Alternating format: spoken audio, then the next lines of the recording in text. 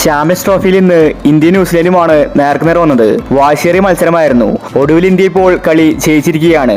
Williamson അവസാനം വരെ പൊരുതി നോക്കി. എന്നാൽ ഇന്ത്യൻ ബൗളേഴ്സ് ന്യൂസിലൻഡിനെ എറിഞ്ഞിട്ടു.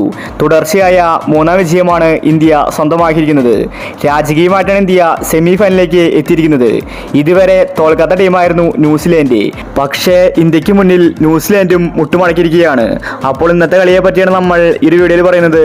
ഇതുപോലത്തെ ക്രിക്കറ്റ് ന്യൂസിന് വേണ്ടി ചാനൽ മറക്കാതെ സബ്സ്ക്രൈബ് ചെയ്യൂ. ഇന്ത്യ ഇന്ന് ബാറ്റിംഗിൽ മോശം പ്രകടനം തന്നെയാണ് കാഴ്ചവെച്ചത്. രോഹിത് ശർമ്മ, ഗില്ലെ, കോഹ്ലി ഇവർ പെട്ടെന്ന് ഔട്ടായപ്പോൾ ഇന്ത്യൻ ആരാധകർ ശരിക്കും ഒന്ന് പേടിച്ചിട്ടുണ്ടായിരുന്നു. ഈ സമയത്ത് ഇന്ത്യയുടെ നട്ടലായത് ശ്രേയസ് അയ്യരായിരുന്നു. 79 റൺസാണ് ശ്രേയസ് അടിച്ചുകൂട്ടിയത്. അക്ഷർ പട്ടേൽ ശ്രേയസിന് മികച്ചൊരു പിന്തുണ കൊടുത്തിട്ടുണ്ടായിരുന്നു. പിന്നീട് ഹാർദിക് പാണ്ഡ്യ, KL രാഹുൽ ഇവരെല്ലാം കൂടി ഇന്ത്യൻ ടീമിന് മാന്യമൊരു ടോട്ടൽ സമ്മാനിച്ചിട്ടുണ്ടായിരുന്നു.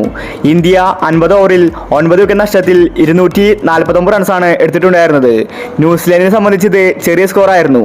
ചെറിയ സ്കോർ ആയതുകൊണ്ട് കളി ഇന്ത്യ തോറ്റു പോകുമെന്ന ഭയം എല്ലാവർക്കും ഉണ്ടായിരുന്നു.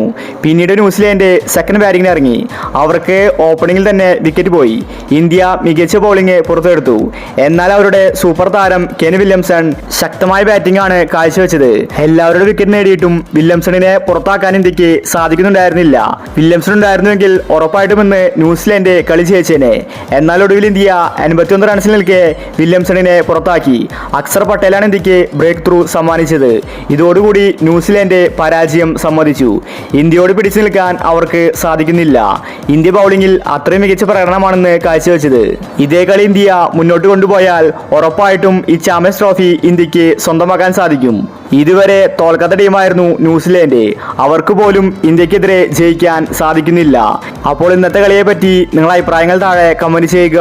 ഇതുപോലത്തെ ക്രിക്കറ്റ് ന്യൂസിന് വേണ്ടി ചാനൽ മറക്കാതെ സബ്സ്ക്രൈബ് ചെയ്യൂ.